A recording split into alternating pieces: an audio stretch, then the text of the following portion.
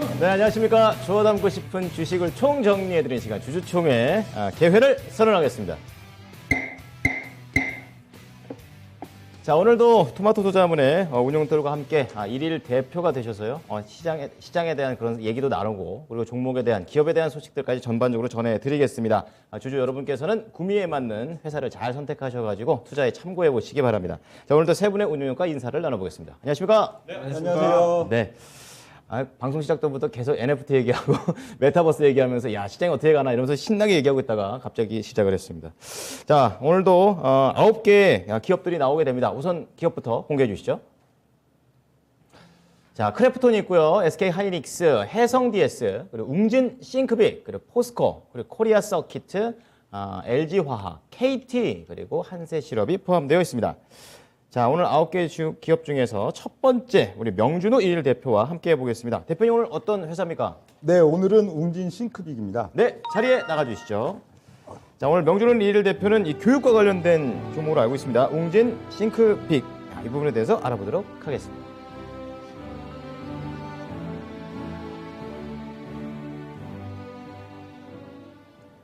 네, 오늘의 기업은 웅진 싱크빅이 되겠습니다. 웅진 싱크빅은 뭐 다 아시죠? 교육 관련된 회사라는 건 다 아실 건데, 웅진 싱크빅 최근 그 트렌드 시장에 또 핫한 트렌드인 뭐 메타버스 이런 쪽이랑 상당히 또 연관관계 중심으로 좀 분석을 드리도록 하겠습니다.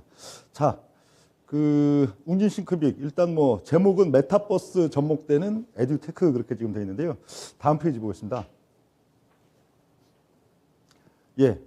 이 웅진 싱크빅은 뭐 오프라인 쪽도 있긴 있지만 주로 온라인 교육. 근데 온라인 교육과 이 메타버스가 과연 연관성이 있을까, 연동이 될까? 또 기업의 주가들과는 상당히 또 영향을 미치고 있는가 하는 부분들이 굉장히 관심사가 또 될 수가 있는데요. 다음 페이지 이제 보면요. 최근 이제 비슷한 이제 교육 업체들, 온라인 교육 기반으로 하는 업체들 주로 보면은 주가가 좀 높습니다. 올 하반기 있어서도 뭐 증시 사항들이 상당히 좀 안 좋은 가운데에서도 주가가 비교적 차곡차곡 고점을 높여나가는 그런 양상들이 나타나는데요. 대표적으로 이제 청담 러닝 볼 수 있겠죠. 청담 러닝이 올 한 봄부터 3, 4월부터 주가가 이제 좀 오르기 시작하더니 올 여름 6월달, 7월달 강세기죠. 그리고 이제 가을 9월달 시장 약세 국면 속에서 약간 또 조정이 나오다가 최근 이제 10월달 초순 그리고 11월 넘어가면서도 주가가 계속 또 신고가 행진들이 나타나고 있는 현재 지금 시점이 되겠는데요. 이 청담러닝 같은 경우도 역시 최근 보면은 이런 메타버스 기반 학습 플랫폼. 청담러닝은 그 영유아 초딩 관련된 초등학생 관련된 그런 매출 비중이 많기 때문에 웅진 싱크빅이랑 상당히 또 겹치는 부분 그리고 또 메타버스에 있어서도 상당히 비슷한 면들을 지금 좀 진행하고 있는 그런 면들인데요. 청담러닝은 메타버스 기반 학습 플랫폼 바운시라고 하는데 그거 출시해가지고 상당히 좀 호평을 받고 있고 그런 가운데 주가 좀 높은 양상들 보여주고 있고요. 그래서 요 청담러닝 거는 이렇습니다. 요 뭐 바운시, 뭐 벌스 해가지고 이런 쪽 가고 또 메타버스 이 온라인 교육 뭐 수행한다 하는 그런 내용들 되고요. 그리고 이 웅진 싱크빅이랑은 좀 대상은 다르죠. 입시 관련 쪽이지만 이런 다음 페이지 메가 스터디 교육 같은 경우에도 주가가 꽤 괜찮습니다. 올해 조정장인데 최근 지금 기조들 보면은 올 연초부터 꾸준히 올라오는 그런 가운데에서 그래도 연중 2배 가까이 주가가 올라가 있고 그리고 지금 뭐 고점부에서도 계속 또 그렇게 휘둘리지 않고 주가가 상당히 괜찮은 그런 양상들 보이고 있는데요. 메가 스터디 교육 같은 경우에도 최근 메타버스에 대한 관심이 상당히 좀 높아지고 그래서 메타버스 관련 개발자, 기획자들을 또 채용하고 거기에 대한 준비를 하고 있는 부분들 이런 것들이 상당히 또 모멘텀이 되고 있고요. 또 디지털 대성 쪽을 보겠습니다. 다음 여기 디지털 대성의 또 차트 흐름들 보면은 디지털 대성도 올 봄에 조금 올랐다가 그리고 여름에 조금 올랐다가 그리고 가을 조정장에서는 그래도 비교적 견조한 조정을 받았다가 최근 이제 한 10월달, 11월달 상당히 주가가 또 고공행진을 지금 펼치고 있는데 디지털 대성 같은 경우에는 그 메타버스 얼라이언스에 참여하면서 입시 이러닝 관련돼 갖고 현재 또 뭐 현재 1인자는 메가 스터디인데 디지털 대성도 입시 이러닝 2인자로서 이런 메타버스 참여하는 그런 부분들이 또 주가의 동력이 되고 있는 그런 지금 시점들 되고 있고요. 예, 이제 다음 페이지 이제 보면요. 예, 그래서 요런 요 앞에 보여주셔야죠. 예, 요 메타버스 얼라이언스라고 있는데요. 메타버스 얼라이언스. 그래서 온라인 교육 기업도 참여하고 있는데 요거는 과학기술부에서 이제 뭐 이제 메타버스 관련해 갖고 각종 이제 이 프로젝트들을 메타버스 관련해서 만들어주고 그런 뭐 정부에서 지금 지원을 받고 있는 그런 지금 시스템이 되겠는데요. 현재 여기 민간 주도이긴 한데 민간 주도로 메타버스 협력 기관들을 모아서 회원사들을 대상으로 이 프로젝트 그룹을 결성하고 거기에 대한 또 운영과 지원을 해주는 그런 면들. 지금 10월달 말 기준으로는 한 560개사 정도가 참여하고 있다 그렇게 지금 돼 있고요. 현재 교육 상장사 중에서는 앞서 봤던 뭐 멀티 캠퍼스 그리고 메가 스터디 교육, 디지털 대성, 아이스크림, 에듀 이런 쪽들이 지금 참여돼 있는 그런 지금 면들 돼 있고요. 다음 페이지 이제 보면 그렇죠? 요 메타버스 얼라이언스 관련해 갖고 7개 분과 뭐 쇼핑 관광 그리고 교육 커뮤니티, 미디어 엔터, 제조 훈련, 뭐 공공행정, 의료 복지 이런 쪽 7개 분야들 중에서 이런 교육 커뮤니티 관련된 쪽들이 이 기업과 상당히 좀 연관이 있는 그런 면들인데 다음 페이지 지금 보면요. 현재 이 메타버스 얼라이언스에 웅진 싱크빅은 아직 신청을 안 했습니다. 현재 보면 아까 그 청담 러닝 같은 경우에도 신청이 안 돼 있고 여기 멀티 캠퍼스, 메가 스터디 교육, 디지털 대성 요 세 개 회사가 이제 현재 참여 중인데 뭐 청담 러닝과 웅진 싱크빅도 뭐 여기에 참여는 할 걸로 보이는데 아직 그 등록을 안 한 것 같아요. 예, 그리고 이제 다음 페이지 이제 보면요. 웅진 싱크빅에 이제 메타버스 적용되는 그 시스템이 이제 스마트 홀이라고 하는데요.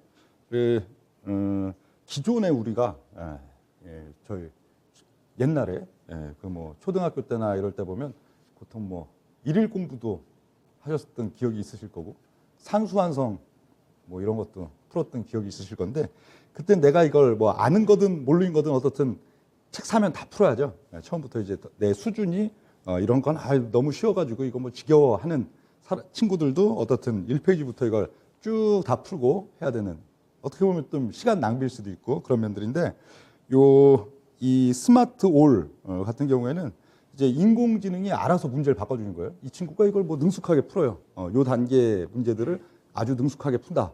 그러면 이제 원래는 그 뭐 옛날 그 학습지로 본다면은 그 다음에 계속 그걸 관련해서 이제 다 풀어야 또 다음 페이지로 넘어가고 이런 시스템인데 인공지능이 알아서 요런 계산 방법 뭐 요런 지금 부분은 이 친구가 완전히 지금 뭐 능숙하게 지금 숙지를 하고 있구나. 그럼 인공지능이 알아서 이제 그 다음 단계에 대한 거 거길로 이제 교육이 넘어가고 하는 이런 것들이 스마트 올 시스템이다 그렇게 돼 있는데 현재 21년 기준으로는 그 한 13만 명을 지금 초과하고 있다. 웅진 싱크빅의 스마트 홀이 그런 지금 면들 되고 있고요. 지금 이 스마트 홀과 스마트 홀은 그렇다고 인공지능 AI를 활용하긴 했지만 메타버스는 아니죠. 메타버스랑은 좀 개념이 다른데 이 스마트 홀과 이제 메타버스를 결합하는 시스템. 그래서 이게 메타버스라는 게 가상의 현실을 만들어 놓고 그 안에서 이제 또 아바타들이 실제 이 현실처럼 또 어떤 상황들을 만들고 하는 부분들이 되겠는데 요 두 가지를 이제 스마트홀과 메타버스를 합쳐서 이제 그러니까 이게 일종의 가상의 교실인 거예요. 그래서 내가 이 친구다. 그럼 이 아바타도 설정해 갖고 내가 뭐 철수 이럴 수 있고요. 그리고 여기 있는 뭐 친구들은 그냥 가상 공간에서의 가상의 이 아바타들이 아니고 진짜로 여기는 뭐 옆집에 있는 누구, 여기는 또 뭐 친구인 누구 등등이 하나의 교실에서 막 집에서 서로 따로따로 공부를 하더라도 같이 지금 한 교실에서 공부하는 그런 느낌을 주는 부분들인데 이것도 상당히 반응은 괜찮다고 합니다. 그러니까 집에서 혼자 그냥 문제 푸는 느낌보다는 아무래도 좀 초등학교에서도 저학년 이런 친구들은 좀 뭐랄까요? 그냥 딱딱하게 책 읽고 공부하는 걸 또 좋아하는 친구들도 있지만 반면에 또 굉장히 좀 안 좋아하는 친구들도 있을 건데 요 가상 공간에서 진짜 친구들과 함께 이걸 게임처럼 굉장히 느끼면서 공부하기 때문에 반응도 좋고 또 인기가 있다 그러고 있는데 이런 식으로 지금 메타버스를 적용하는 부분들이 현재 되고 있고요. 다음 페이지 이제 보면요. 그래서 이 스마트홀 관련된 매출액 및 회원수는 지금 19년 11월 달 출시한 이후에 한 2년 정도 됐죠. 아주 가파르게 지금 상승을 하고 있습니다. 19년 11월 달에 스마트홀 초등 학생용 그걸 이제 출시한 이후에 꾸역꾸역 이제 늘어나다가 이제 스마트홀 키즈 작년도 10월 달에 이제 출시를 했는데 그리고 최근에는 작년도죠. 작년 12월 달에는 이제 스마트홀 중학생용까지 이렇게 출시를 했는데 초기 대비 그냥 상당히 가파르게 최근 2011년 하반기 넘어서면서는 상당히 이걸 이용하는 회원 수도 거의 한 몇 달 사이에 최근 몇 달 사이에 굉장히 또 한 4만 명대에서 12만 명, 13만 명 이런 식으로 크게 지금 증폭되고 있다 하는 그런 좀 면들이 되고 있고요. 다음 이제 보면 웅진 싱크빅에 있어서 이제 뭐 지금 주가 분석 시간은 아니지만 왜 그럼 웅진 싱크빅만 이러고 있냐? 앞서 보셨던 그런 종목들 청담 러닝도 그렇고 메가스터디 교육도 그렇고 디지털 대성도 그렇고 현재 주가가 주로 봄에 좀 강했다가 여름에 또 강했다가 8, 9월 조정장에서 조금 눌렸다가 최근 강세 기조가 나타나고 있는데 웅진 싱크빅은 연초에 훅 올랐다가 연중 내내 지금 조정을 받고 있죠. 그러면서 뭐 역배열 비슷하게 돼 있는데 이게 왜 그러냐면은 요 3월 달에 이게 엉뚱하게 대선 테마로 엮인 적이 있어요. 그러니까 유력 후보 대선 테마로 엮인 뭐 다른 대선 테마주들도 그렇지만 이것도 굉장히 뭐랄까요? 좀 우스운 내용으로 그러니까 이 웅진 싱크빅의 오너가 윤 씨, 파평 윤 씨이고 또 이 웅진이 우리 옛날 역사책 보면은 공주죠, 공주. 그러니까 그 후보의 고향이 부친의 고향이 공주 그런 걸 엮어서 대선 테마 붙어가지고 여기서 3월달에 많이 오른 그 부분이 됐는데 그게 주가에는 독이 되죠 연중에 그 거래량도 초대량으로 터졌고 여기에 대선 테마 요소로 이제 막 달라붙은 투자자들은 좀 단기성 투자자분들이 마구 붙으니까 이게 중장기적으로 계속 매물이 된 거예요. 4월달, 5월달, 6월달 넘어가면서도 계속 좀 매물 압박이 심하기 때문에 주가가 오르려고 하면 다시 눌리고 오르려고 하면 다시 눌리고 하던 게 연중 흐름이고요. 근데 지금 어느덧 이 4월달 대선 테마 붙었을 때 그 시점 대비 지금 한 7개월 정도 지났으니까 거의 다 이제 그 좀 뭐랄까요 매물성 이 시점 막 이제 테마로 막 붙었던 그 매물들은 소화가 충분히 됐겠죠. 7개월의 시점이라면 그런 시점에 있어갖고 현재 여타 기업보다 그래서 상대적인 위치가 또 낮은 위치 그리고 연중에 이제 계속 이제 거래량 거의 바닥까지 왔기 때문에 상당히 연중 내내 오히려 다른 여타 지금 청담 러닝, 메가스터디 교육, 디지털 대성 이런 쪽들처럼 좀 연말 강세 있었어야 되는데 오히려 연초 대선 테마 효과 때문에 좀 많이 빠져 있는 그런 부분들이 또 이 기업의 메리트라고 볼 수가 있겠고요. 다음 페이지 보면은 최근 보면 또 신규 사업으로 뭐 저런 놀이의 발견 그리고 유대미 이런 쪽으로 사업을 좀 확장 중이다 하고 있는데 이 놀이의 발견이라는 건 앱이죠. 앱입니다. 작년인가 한 1년 전에 누가 이걸 깔라고 해서 애들 어디 놀러 가는데 찾을 때 깔라고 해서 깔았을 때는 정말 없었어요. 여기 예를 들어 뭐 키즈 카페를 눌렀다, 뭐 여기 테마파크를 눌렀다, 체험학습을 눌렀다 해도 정말 아니 뭐 이거 앱만 있지 컨텐츠가 하나 더 없나 그런데 오늘 또 방송 준비하면서 이걸 봤더니 이제 한 1년 정도 돼갖고 다 있더라고요. 이게 일종의 우리 뭐 그 음식 시켜 먹을 때 배달할 때 뭐 그런 뭐 사이트들이나 아니면 뭐 호텔이나 이런 거 예약할 때 그런 사이트들처럼 일종의 어린이들 유아가 있는 가정들에 있어가지고 또 이번 주말에는 어디 애들이랑 어디 갈까 그런 거 고를 때 굉장히 요긴하게 쓰이는데 어떻든 현재로는 이 부분에 있어서는 상당히 좀 과점 제일 널리 알려지고 제일 많이 쓰이는 그런 면들도 또 모멘텀이 될 수가 있겠고요. 이런 유대미에 있어서는 이건 성인들 대상으로 뭐 분야가 딱 한정돼 있지 않습니다. 무슨 뭐 자격증 시험 아니면 뭐 어떤 특정 뭐 컨텐츠 이런 게 아니고 그냥 이 세상에 사람들이 궁금해할 수 있고 관심을 가질 수 있는 모든 분야의 강의가 제공되는 그런 게 이제 유대미가 되겠고 이런 쪽으로도 상당히 사업 영역을 적극적으로 확장하고 있다 하는 내용들 되고요. 다음 페이지 보면요. 예, 웅진 싱크빅에 있어서 이제 매출 비중을 보면 요 학습 관리가 56.8%, 독서 관리가 29.8% 이렇게 나오는데 학습 관리는 뭐 익숙하시죠? 예, 이 방문을 해서 방문 교사분이 방문을 해서 아이들을 저거 하는 면도 있고 또 이런 온라인 시스템, 뭐 메타버스 어떤 그런 부분들로 온라인으로 교육하는 부분도 있고 이건 뭐 공부 가르쳐 주는 거. 근데 요즘은 또 독서 관리라는 게 있다고요. 이 독서 관리라는 거는 그 북큐레이터 이렇게 책을 아이들한테 이렇게 뭐 설명해주고 읽어주고 하는 그런 또 방문 교사 시스템 이런 것들도 있대요. 물론 온라인에서도 또 이게 적용되지만, 근데 이쪽이 매출이 의외로 높더라고요. 거의 한 30% 정도 되니까 학습 관리가 57% 정도, 독서 관리가 30% 정도 그렇게 나온다고 하고요. 다음 페이지 이제 보면요,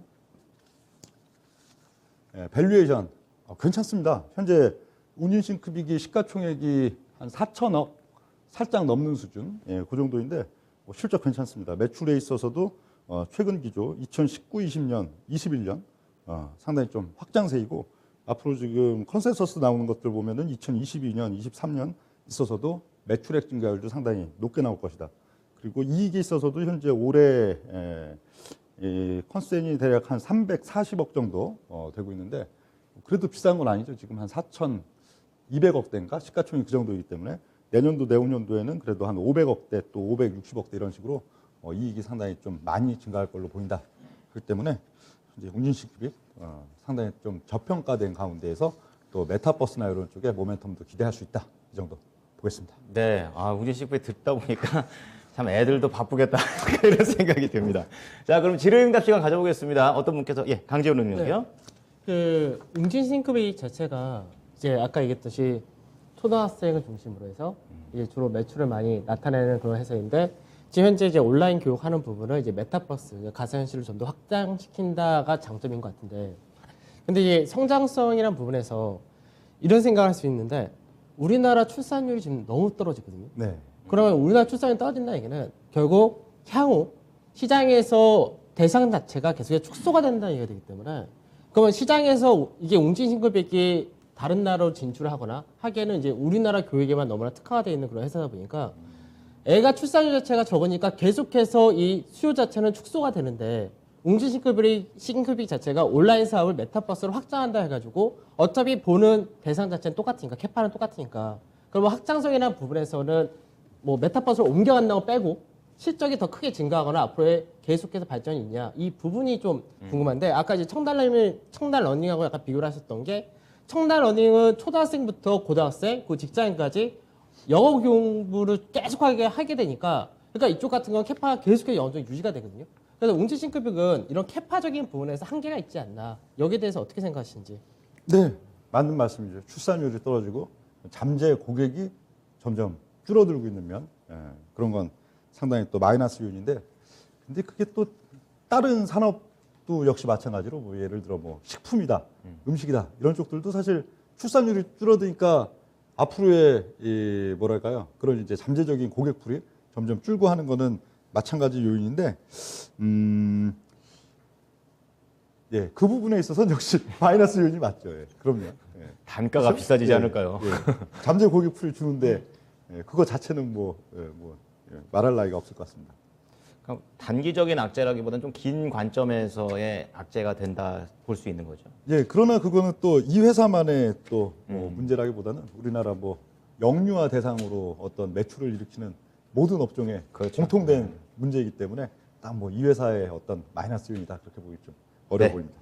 알겠습니다. 두 번째 질문은 박준현 운영력입니다. 네, 저도 뭐 비슷한 시각이었는데요. 그래서 웅진싱크빅의 단점이 뭐냐면 매출액은 큰데 이익률이 떨어집니다. 앞서 얘기했다시피 요즘 시대에 직접 가정 교사들 직접 방문해 가지고 1대1 학습한다든가 그런 어떤 것들 때문에 회사가 영업이익률이 4%밖에 안 돼요. 이게 청담 러닝이라든가 메가스테이드라든가 앞서 그쪽은 중고등학생 이상이다 보니까 또 오프라인 학원을 대상으로 하다 보니까 영업이익률이 10%가 넘고, 그다음에 웅진싱크빅 주가는 싸지만 알다시피 과거에 대규모 증자를 했지 않습니까? 자본금이 170억짜리 회사가 지금 자본금이 무려 589억으로 늘어나면서 유통 물량이 엄청 많아졌거든요.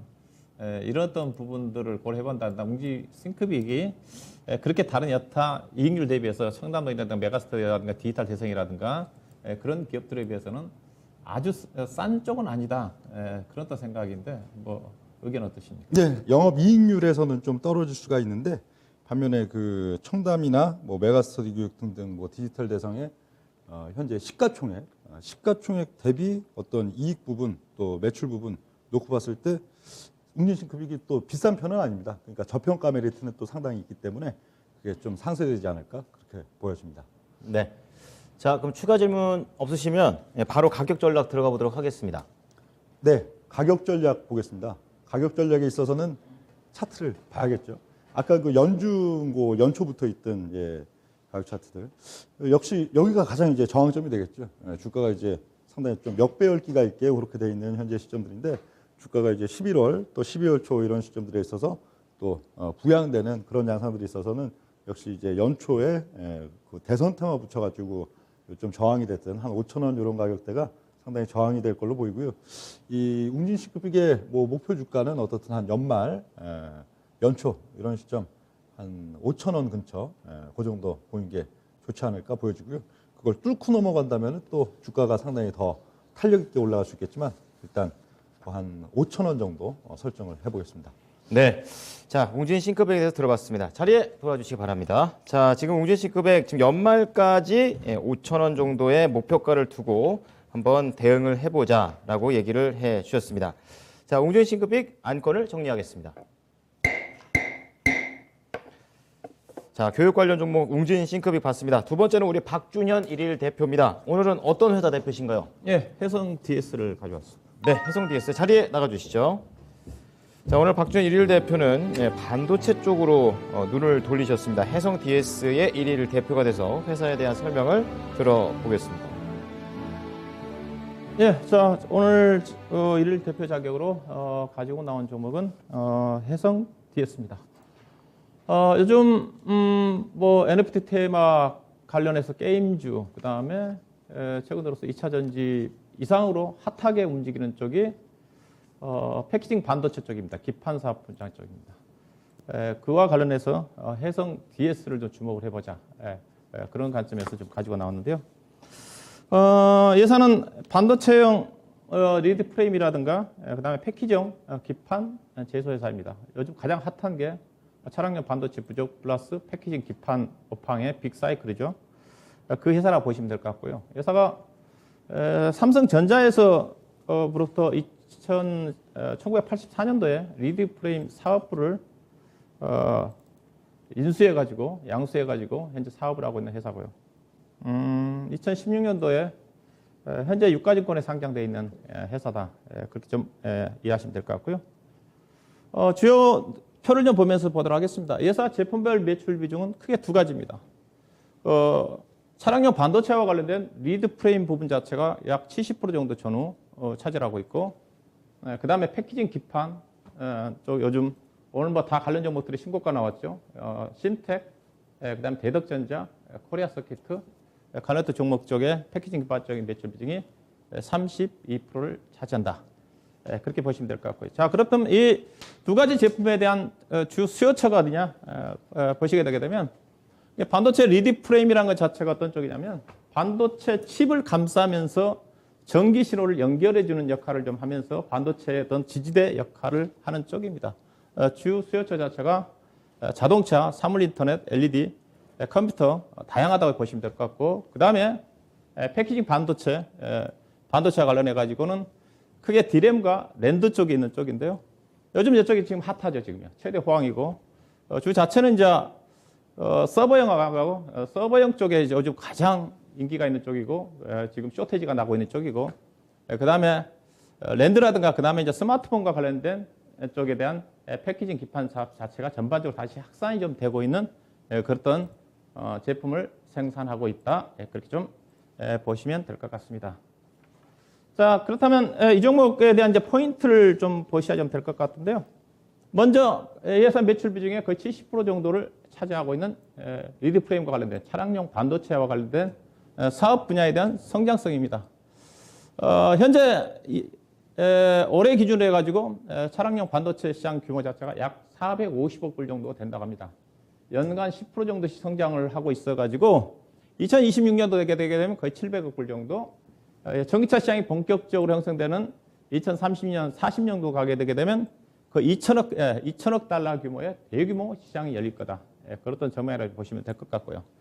그 다음에 다음 표를 보시게 되면 그러면 이 회사가 이제 차량용 반도체 시장의 성장에 따라 가지고 이 회사의 주력 제품인 리드 프레임은 어떤 성장을 보일 거냐 그런 내용이죠.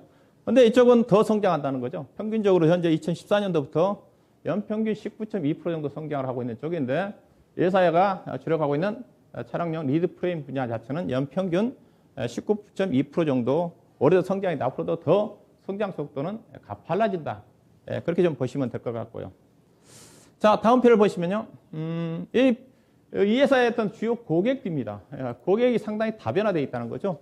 현재 차량용 반도체 시장의 1위가 인피니언하고 그다음에 NXP입니다. 거의 시장 점유율 각각 20%를 점유하고 있는데 이 회사의 주력 제품이 대부분이 나가는 쪽이다. 기타 여러 회사들의 다변화가 되어 있기 때문에 시적 자체가 상당히 안정적이다. 그렇게 좀 보시면 될 것 같습니다. 다음 표를 보시면 자, 그러면 현재 글로벌 시장에 알다시피 차량용 반도체 부족하다 보니까 이 관련 기업들 주가가 어떤 위치냐. 지금 인피니언 테크놀로지 주가를 보고 계시는데요. 독일에 있는 기업이죠. 이제 신고가입니다. 주가 많이 떴습니다. 뭐 코로나 때 보니까 13달러대까지 떨어졌다가 지금 42달러 정도 되는 수준이니까 이 회사가 이제 지금 밸류가 어떠냐. PER이 보니까 약 68배 되는 수준이더라고요. 68. 그다음에 NXP라는 회사도 신고가인데 NXP 같은 경우도 PER이 보니까 28배 정도 될 정도로 요즘 뭐 차량용 반도체가 부족하니까 당연히 이들 주가 자체도 강세를 보이고 있다고 충분히 이해할 수가 있겠죠. 다음 표를 보도록 하겠습니다. 자, 그다음에 이제 부분 자체가 반도체 기판입니다. 반도체 기판. 요즘 이게 가장 핫하다고 그랬죠. 반도체 기판은 보게 되면 이제 D램과 랜드 쪽에 들어가는 쪽인데 반도체 기판 쪽에 가장 요즘 이제 가격이 비싸고 이익률이 비싼 것 자체가 풀칩 BGA라고 이쪽 쪽입니다. 이게 이제 서버용하고 그다음에 PC에 CPU 쪽에 들어가는 칩이라고 보시면 될 것 같습니다. 그다음에 이제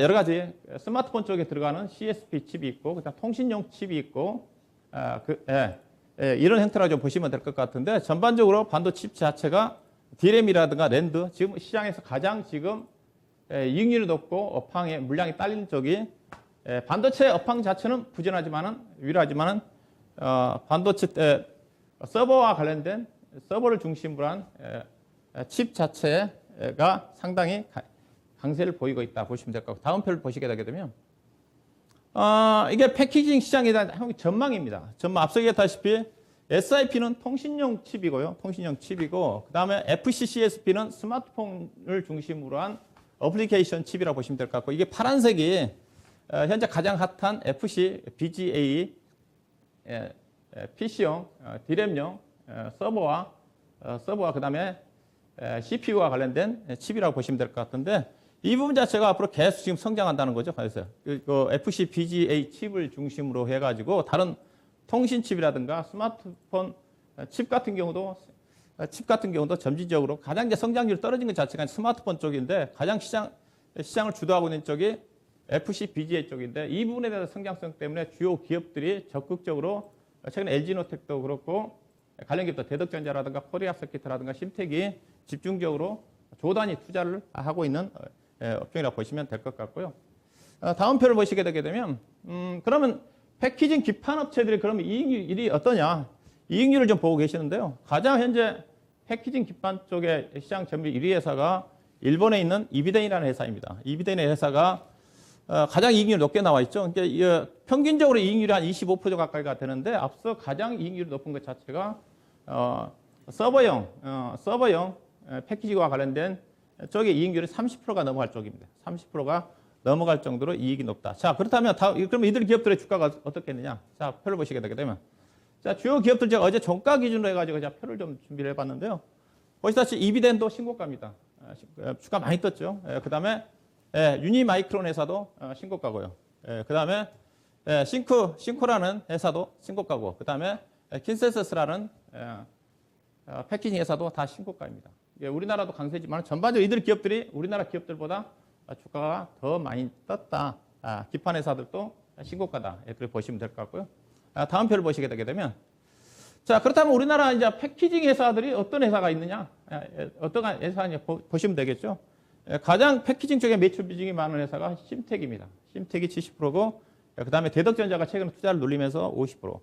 코리아 서킷도 30%인데, 점유율이 최근에 투자했기 때문에 늘어날 것 같고요. 그 다음에 오늘 제가 추천해드릴 종목은 해성 DSC, 그 다음에 삼성전기, LG노텍이죠.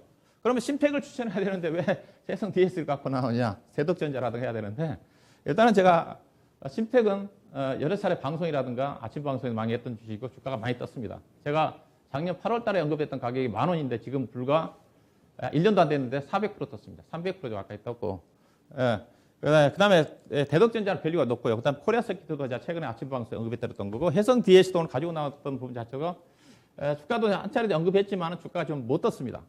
못 떴고 그런 부분을 보시면 될 것 같고, LG노텍은 오늘 강세가 좀 전개됐다고 보시면 될 것 같은데, 비중 자체는 해성 DSC가 30% 정도밖에 안 되는데 앞서 얘기했던 70%를 차지하는 차량용 반도체 시장 자체가 또 계속적으로 성장할 수 있는 부분이기 때문에 비중은 적지만은 회사도 상당히 다른 여타 기업들에 비해서 충분히 실적 성장을 주도할 수 있는 회사다. 그런 관점을 보셔야 될 것 같고, 다음 표를 보시면, 자, 이 회사도 투자를 했습니다. 이게 지금 수요 자체가 워낙 강하다 보니까 이 회사가 리디 프레임과 패키징 쪽에 500억을 투자해서 이 회사가 자기 자본에 비해서 21% 정도 해당되는 수준입니다. 상당히 높은 수준이에요. 이런 또 시장 및 고객 수요 증가에 대기업에서 생산 능력을 확대를 했다. 내년도 11월 말에 완공이 되지 않습니까? 결국은 내년도 말 이후에 2023년도부터는 회사의 실적 자체는 더 가파르게 전개될 가능성이 크다. 그렇게 좀 보시면 될 것 같고요. 다음 표를 보시면, 자, 그럼 패키징 업체들에 대한 밸류입니다. 밸류인데, 자, 내년도 실적을 좀 봐야 되겠죠? 심텍이 오늘 또 거의 급등이 나온 이유 자체가 여전히 심텍도 주가 쌉니다.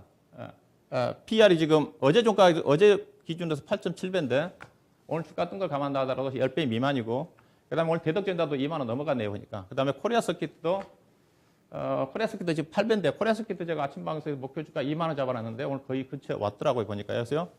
해성 DSC가 최근 주가 못 떴고 9.2배 되는 수준. 그 다음에 이제 제가 삼성전기를 살 거냐, LG노텍을 살 거냐 항상 얘기하죠. 무조건 LG노텍이라고 얘기한 이유 자체가 지금도 삼성전기에 비해서 LG노텍의 밸류가 상당히 싸다. 그렇게 보시면 이해를 하시면 될 것 같고요. 오른쪽에 이제 기판에 대한 비중이 있으니까 기판 비율 보면서, 자, 그렇다면 다음 표를 보시게 되게 되면, 예상 이제 최근에 3분기 실적을 발표를 했습니다. 3분기 실적 발표를 했는데, 작년 대비해서도 그렇고요. 매출에다 패키징 기판이라 영업이익 자체가 가파르게 당연히 성장할 수밖에 없죠. 차량용 반도체 부족에다가 패키징 반도체 업황 자체는 2019년부터 좋아지기 시작을 했는데, 상반기 때 가격 인상이 됐기 때문에 갈수록 3분기뿐만 아니라 하반기에도 4분기도 좋아지고 내년도도 더 좋아지는 여건이라고 보시면 될 것 같고요. 다음 표를 보시면, 자, 내년 예사 이제 전망치입니다. 이익률이 가파르게 올라가고요. 그 다음에 2022년도까지 전망치가 좀 나와 있는데, 현재 이런 어떤 여건을 감안하면 충분히 예산은 안정적으로 다른 반도체 업황과 무관하게 최소한 앞서 예사가 내년도 말에 시설 투자가 완공이 된다고 그랬지 않습니까? 그러면 2023년도는 더 가파르게 성장할 가능성이 있다고 좀 봐야 되겠죠. 물론 투자하다 회사들이 많이 진행이 되면 가격이 어떻게 될지 모르겠지만 그만큼 차량용 반도체라든가 패키징 기판 수요가 워낙 좋기 때문에 실적 성장 진행된다고 보시면 될 것 같고요. 다음 표를 보시겠습니다. 자, 그래서 이 회사 실적 전망입니다. 회사 실적을 보시게 되게 되면 2019년도 매출이 3,800억, 작년도에 4,500억, 올해 6,400억. 작년 대비해서 올해 매출이 거의 50% 성장했죠. 성장했고, 2023년도는 이제 캐파가 증설되게 되면 거의 이제 9,000억대까지 육박을 하면서 영업이익이 시장에서는 1,300억 정도까지 올라갈 거다. 자, PR이 이제 9.2배 되는 수준입니다. 근데 지금 앞서 이제 글로벌 차량용 반도체라든가 그다음에 패키징 기판 회사들이 주가가 강세라고 했습니다. 자, 그렇다면 우리나라 기업들은 어떠냐? 밸류를 좀 봐야 되겠죠. 밸류가 보시게 되게 되면 여기 이제 패키징 기판 회사들만 해놓은 건데요. 일본의 나냐 PCB, 아니 그 대만 남아 PCB 그냥 유니마이크론, 이비덴 뭐를 중심으로 해가지고 이들 기업들의 PR이 몇 배죠? 보시게 되면 올해는 그렇고 내년도를 봐야 되는 거니까 내년도 보니까 PR이 평균 그렇죠. 16배에서 평균 20배지 않습니까? 근데 우리나라 어떤 앞서 기업들 보시게 되면 심택이 10배 미만이고요. LG노텍은 물론 기판 사업 분야 자체가 매출 강화 솔루션 분야가 많지만은 6배 되는 수준. 그다음에 코리아 서킷도 10배 미만. 앞서 해성 DS는 9배라고 했으니까 여전히 글로벌 기업들에 비해서 우리나라 패키징 기판 회사들 주가가 상당히 여전히 저평가다. 그래서 충분히 관련 또 종목들 주가 오늘 강세를 보였지만은 중장기적으로 충분히 우상할 가능성이 있지 않겠는가 그런 관점에서 해성 DS도 관심 있게 보시면 되지 않겠는가 이렇게 말씀드리겠습니다. 네, 자 구조적으로 고성장을 하는 곳에 진입이 되어 있다라고 말씀을 해주셨습니다. 그럼 이 종목과 관련해서 좀 더 자세하게 알아보겠습니다. 예, 강재훈 의원님요. 네, 그 차량용 반도체 쪽에 앞으로 수요가 굉장히 많아진다는 것도 다들 알고 있는 내용인데 궁금한 게 사실 대부분의 완성차들이 최근 들어서 차량용 반도체 수급이 잘 안 되다 보니까 자체적으로 이제 연구 개발을 하는 그런 과정이 좀 있는데 향후 그런 부분에서는 약간은 부정적인 그런 부분이 있지 않을까라는 부분 하나하고 그다음에 이제 하나 이거는 아까 글로벌 피어 다른 기업들하고 비교를 해주셨는데 그 회사들 같은 경우가 보통 퍼 자체가 16에서 20%라고 말씀하셨잖아요. 근데 이제 그 나라들 자체가 국내 증시 대비해서 50에서 60% 이상을 원래 더 받고 있는 평가를 받고 있기 때문에 그러면은 그렇게 따진다면 글로벌 현재 다른 기업들의 평균 16에서 20%라는 부분과 국내에서 10에서 12%라는 부분이 어느 정도 비슷한 거 아닌가 이런 생각이 들게 되는데 이 두 가지 먼저 좀 답변을 해주시죠. 일단은 뭐 최근에 이제 차량용 반도체가 부족하다 보니까 저도 뭐 현대차 같은 경우 자체적으로 반도체 시장에 진출한다는 저도 기사를 보기는 본 것 같아요. 근데 본래 이제 차량용 반도체 부분 자체가 최근에 쇼테이지가 나서 그렇지 좀 저가 수준입니다. 저가 수준이기 때문에 굳이 그 현대자동차가 원가에 차지하는 비중 자체가 크지가 않거든요. 굳이 그런 회사들이 참여할까 저는 의심되는 부분이 있고요. 회사가 보니까 리드 프레임과 관련된 차량용 반도체 시장 점유율이 7% 정도 됩니다. 전체적으로 시장 점유율이 가장 높은 회사가 보니까 12%밖에 안 돼요. 이게 중소형 기업들 중심의 어떤 영역이다. 저는 그렇게 말씀 좀 드리고 싶고, 그다음에 이제 앞서 이제 해외 기업들이 비해서 우리나라 기업들이 할인을 받고 있으니까 이것도 할인을 받아야 되는 게 맞는 게 아니냐 이제 그런 부분이 있죠. 업종마다 다른 부분이 있긴 있는데, 그런데 미국의 유럽이라든가 주요 국가들의 PR이 20배니까 우리나라 10배니까 그 정도 넣으면 적정하지 않겠는가 이제 그런 또 부분도 있습니다. 그건 일리가 있는 말이죠. 일리가 말인데, 근데 대체적으로 보면 이런 IT 업종 같은 경우는 그렇게 할인이 크지는 않아요. 그런데 반도체 장비 회사 같은 경우는 어플라이 머티리얼즈 같은 경우 PR이 18배 정도 되거든요. 근데 원익 IPS가 13배, 4배 정도 되는 수준이거든요. 그렇게 본다 한다면 이런 차량용 반도체, 패키징 반도체 같은 것 자체는 해외 쪽보다는 이게 이제 PCB 쪽 같은 경우는 일본 회사가 많이 차지합니다. 많이 차지하는 부분인데 그래도 앞서 얘기했다시피 인피니온 같은 경우 PR 68배라고 그랬고 그다음에 NXP는 28배라고 그랬거든요. 차량용 반도체와 관련된 부분 자체는 이게 패키징과 관련된 부분 자체는 평균적으로 20배 정도 되는 수준인데 그래서 현재 수준으로 봐서는 그래도 한 20, 30% 정도는 그래도 우리나라가 할인을 받고 있다 하더라도 PR 그들이 국가가 20배면 12배, 13배 정도까지는 가야 되는 게 아닌가 뭐 그렇게 좀 저는 생각을 하고 있습니다. 또 하나 질문하고 싶은 게 네. 사실 이제 영업이익률이 요 근래 들어서 이제 반도체 기판이라든지 그 외적으로 아까 수출을 다변화하고 있는 기업들 같은 경우가 실적이 사실 올해 굉장히 잘 나오고 있거든요. 근데 이 실적이 잘 나오는 부분 중에 하나가 뭐 쇼티지에 따라서 가격 자체가 잘 받는 부분도 있지만 환율이 많이 올라가서 얻는 부수적 효과도 있는데 그 이제 환율 자체가 내년 시장에서 안정화가 된다면 그 환율 효과가 어느 정도 가미가 된다면은 그 역시도 시장에서 전망치보다 좀 떨어지지 않을까 이 부분도 있고 그다음에 이제 아까 캐파를 회사가 500억이라는 대규모의 자금을 투자를 해서 이제 공장 자체를 넓히는 그런 과정이 들어오는데 사실 이제 공장 넓히가 이제 내년까지는 상관이 없지만 2023년부터는 사실 이 회사의 원래 자본금 대비해서 투자를 한 부분이 크다 보니까 그 부분이 이제 나중에 향후 감가상각을 쪼개서 계속해서 해야 되는데 이런 부분에서는 나중에 실적적인 부분에서 뭐 전체적인 캐파가 커지니까 좋긴 한데 영업이익률이 시장에서 기대보다 전망치보다 좀 떨어질 수 있는 부분들이 환율과 이렇게 대규모의 투자라는 부분에서 있지 않을까 여기에 대해서 어떻게 생각하시는지? 일단은 현재 수요가 워낙 강하고 가격 강세가 전개되고 있기 때문에 지금 뭐 반도체 가격 자체가 차량용 반도체 부족이 지금 내년도 최소한 상반기까지 간다는 쪽이거든요. 1분기 때는 하시는 것 같고 2분기 정도 가야지 해소가 될지 안 될지 그런 상태라고 하지 않습니까? 네. 그렇다고 본다면 뭐 내년 상반기 정도까지 보장이 좀 되는 거고 그다음에 뭐 수요 자체가 계속적으로 지금 뭐 전기차 시장 확대에 따라 가지고 차량용 반도체 시장 자체가 더 확대될 수 있는 부분이기 때문에 어느 정도 단가는 유지가 좀 되지 않겠나 쪽이고 그다음에 이제 감가상각 얘기를 하시는데 앞서 얘기했다시피 회사가 2023년도 가면 영업이익이 1,300억까지잖아요. 500억 투자했는데 감가상각 뭐 약간 정액법으로 할지 정액법으로 할지 모른다 한다. 정액법으로 한다 하더라도 연간 대체로 10년 정도 하거든요. 50억 정도밖에 안 들어갑니다. 감가상각 자체가. 이게 1,300억 정도 영업이익 나는데 감가상각 들어간다 한다 하더라도 50억 내지는 많아봐야 100억이기 때문에 회사 영업이익 하락은 그렇게 미치는 영향이 제한적일 것 같습니다. 네. 자, 추가적인 질문 있으십니까? 네. 아, 예. 명준 의원. 그 작년도 하반기에는 해성 DS가 그 구리 가격 급등 때문에 주가 좀 부진하고 조정받는 그런 양상들이 있었는데요. 구리 가격 자체는 지금 보면 작년 4분기보다 한 20% 이상 높은 상태인데 현재 시점에는 그건 뭐 부담스러운 면은 없을까요? 예. 해성 DSC 가격은 이제 그 리프레임과 관련해 가지고 이제 구리 가격과 좀 약 관계가 있어요. 근데 구리 가격 상승분 자체를 주가의 가격에 바로 반영시킵니다.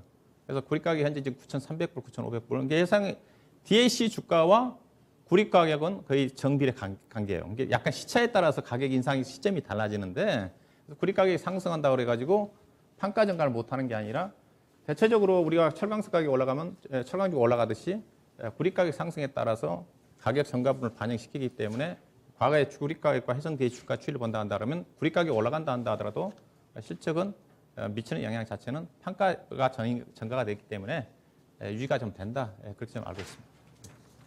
네. 자, 그러면은 이 종목과 관련해서 가격 전략으로 넘어가 보겠습니다. 네, 차트 좀 올리시죠. 자, 뭐 이 종목은 좀 쉬고 있습니다. 그래서 한번 가지고 나갔다고 말씀드리고 싶은데 다른 것들 심텍이라든가 그것들 아마 따라서 하기가 쉽지는 않을 겁니다. 가장 무난한 주식입니다. 현재 현재 회사 PR 10배 미만 되는 수준이기 때문에 그래서 45,000원 정도 언저리 현재 가격 정도 잡으시면 될 것 같고요. 목표 주가는 58,000원 정도 보시면 될 것 같습니다. 충분히 그 정도 가능할 것 같고 손절 가격은 한 10% 정도 매수 가격에 해당되는 41,500원을 손절로 보시면 될 것 같습니다. 네. 자, 자리에 들어주시기 바랍니다.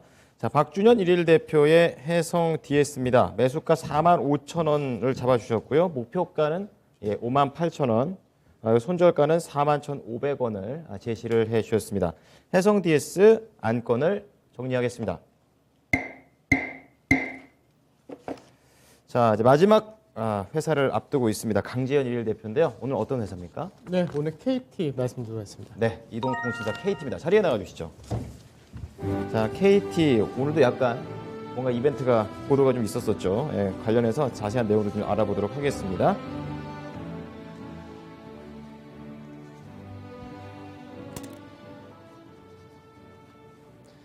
네, 오늘 KT 일일 대표로서 KT한테 말씀을 드리도록 하겠습니다. 근데 좀 전에 무슨 이벤트 했다 하셨는데 네, 이거 뭐 어떤 이벤트였었죠? 안 좋은 거. 그래서 앞전에 그 인터넷상에 있었던 부분은 그렇죠. 4분기 매출에서 빼기로 했습니다. 네, 자, 오늘 KT 말씀을 드리도록 할 텐데 뭐 다 아시는 내용입니다. 뭐 우리나라 통신사 중에서 3대 통신사 하면 KT, SK텔레콤 그리고 LGU 플러스 이 세 개인데 앞전에 제가 LGU 플러스에 대해서도 한번 설명해 드린 적이 있었는데 이 통신사들이 다 변화를 깨하고 있는 그런 시대입니다. 아무래도 이제 단순하게 예전처럼 스마트폰이라든지 이쪽을 통한 매출을 높이는 부분은 딱 한계성이 있기 때문에 어느 정도 새로운 사업에 대해서 다들 추진하고 있는데 이 KT에 대해서 제가 오늘 설명해 드리고 싶은 부분은 새로운 사업을 어떤 식으로 추진을 하느냐 여기에 대해서 설명해 드리도록 하겠습니다.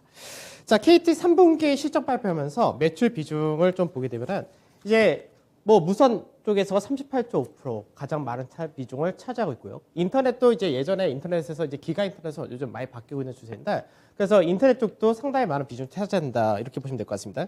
그래서 실질적으로 이제 텔레콤 비율 이쪽에서가 매출에서 거의 61% 정도 차지를 하고 있고 최근 들어서 이제 키우려고 하는 쪽이 어디냐면은 실제로 이제 IPTV를 비롯해서 그 외적인 사업을 키우려고 하고 있는 그런 과정인데 사실 이제 통신 쪽에서는 한계가 명확하게 있기 때문에 사실 기존에 쓰던 통신 속도보다 좀 더 빠르게 그 4G에서 5G로 바뀐다 이런 부분이 있다 하더라도 실질적인 이 부분이 회사의 성장을 더 보장한다 이런 것이 없기 때문에 이제 앞으로 새로운 쪽을 더 키운다 이런 관점으로 현재 회사가 진행을 하고 있다라고 보시면 될 것 같습니다.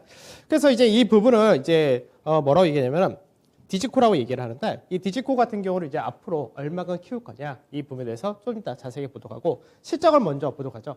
바로 얼마 전에 이제 실적 발표를 했습니다. 그래서 실적 같은 경우가 영업이익 컨센서스가 3,720억이었었는데 결과치가 3,824억이 나오면서 사실 시장에서 컨센서스를 소폭하이하지 않을까 이렇게 전망했었는데 그보다 역시 잘 나온 실적을 보여줬다. 사실 올해 통신사들의 실적이 굉장히 잘 나오고 있는 케이스입니다. 그래서 주가 역시도 시장 대비해서 강세가 계속해서 어느 정도 유지를 하고 있는 그런 케이스가 된다. 이렇게도 보셔야 되는데 그럼 왜 이렇게 실적의 안정성이 나타나냐 그 배경이 무엇이냐 이 부분입니다. 실제로 이제 보게 되면은 시간 없어서 빨리 하나씩 넘어가도록 하죠. 다음 화면 보여주시죠.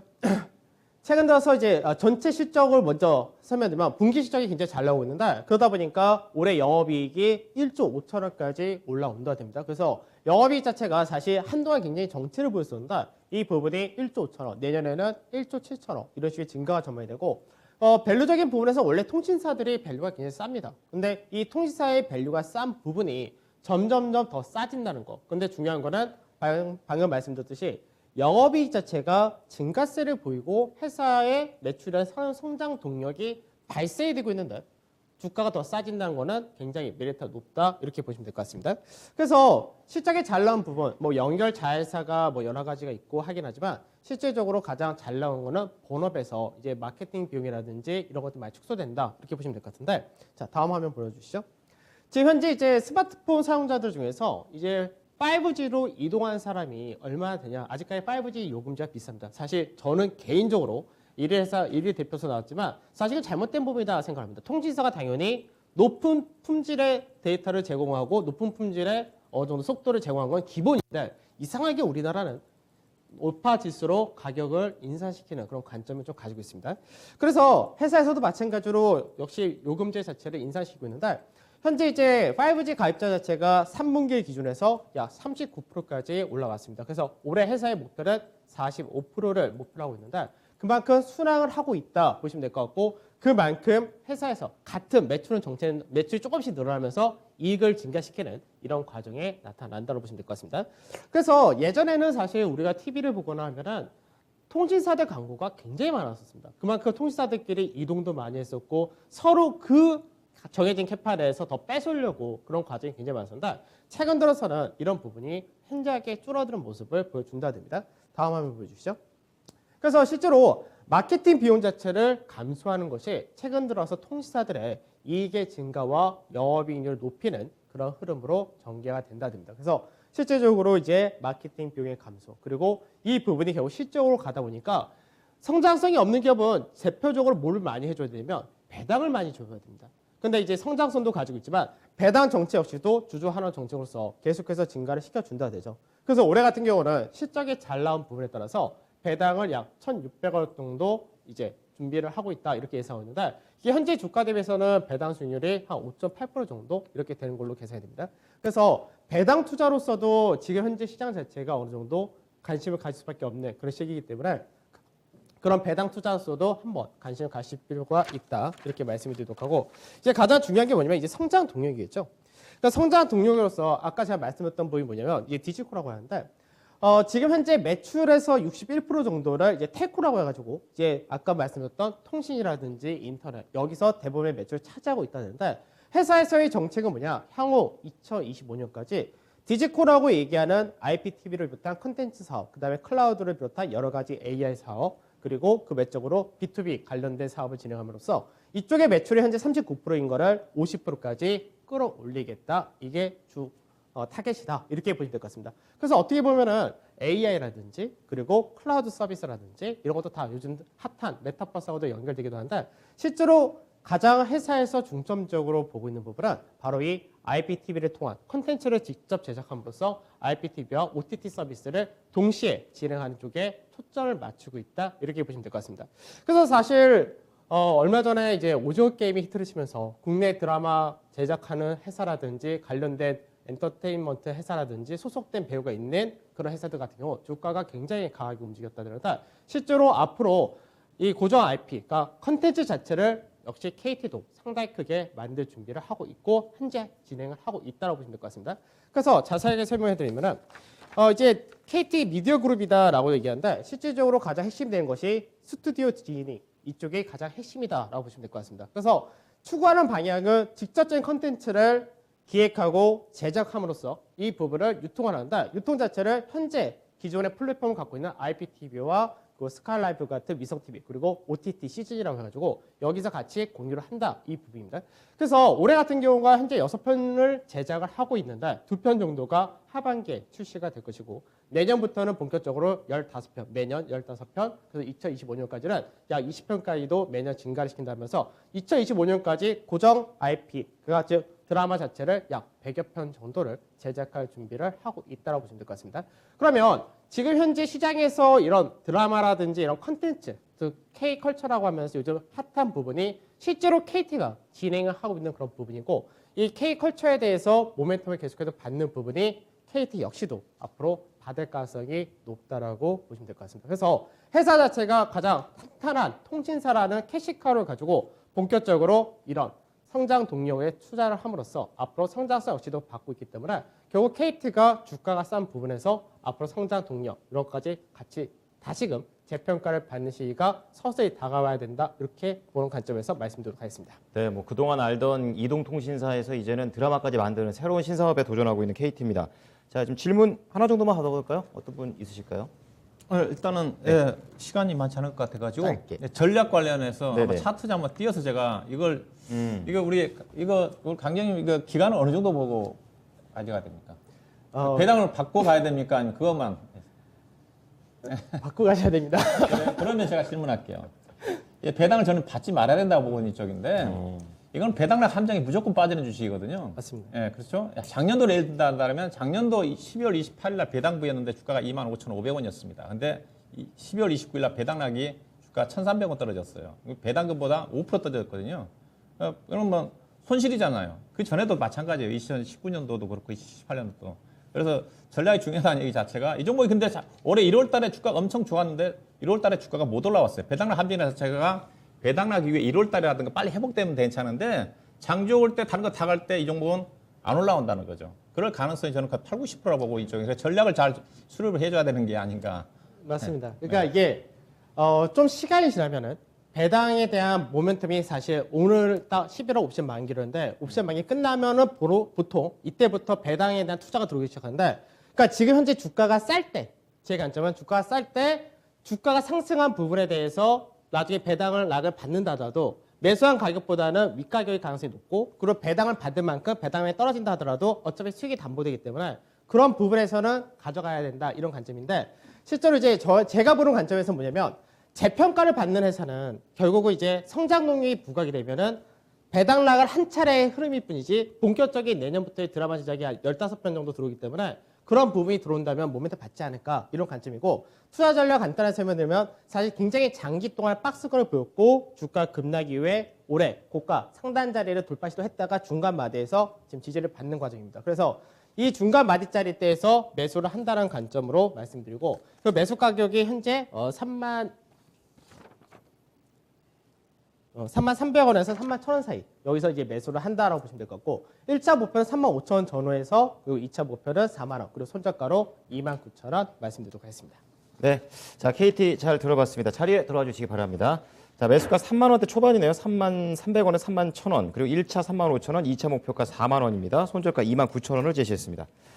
자 기업들 얘기 다 들어봤고요. 지금 박준호 운용역계에서 이번 주 일요일입니다. 저녁 8시부터 10시까지 2시간 꽉꽉 채워서 강연회 준비하고 계시는데요. 지금 주제는 시장보다는 종목이다. 연말 담아야 할 종목은 무엇일까? 이런 힌트를 주신다고 합니다. 좀 종목 싸움이죠. 어떤 종목이 나올까요? 많은 분들의 관심을 기대해 보겠습니다. 자, 주주총회 여기까지 하도록 하겠습니다. 지금까지 투자 판단에 도움이 될 수 있는 정보를 제공해 드렸습니다. 하지만 특정 종목의 상승과 하락을 보장하지는 않으니까요. 이 부분 참고해 주시기 바랍니다. 주주총회 패배를 선언하겠습니다.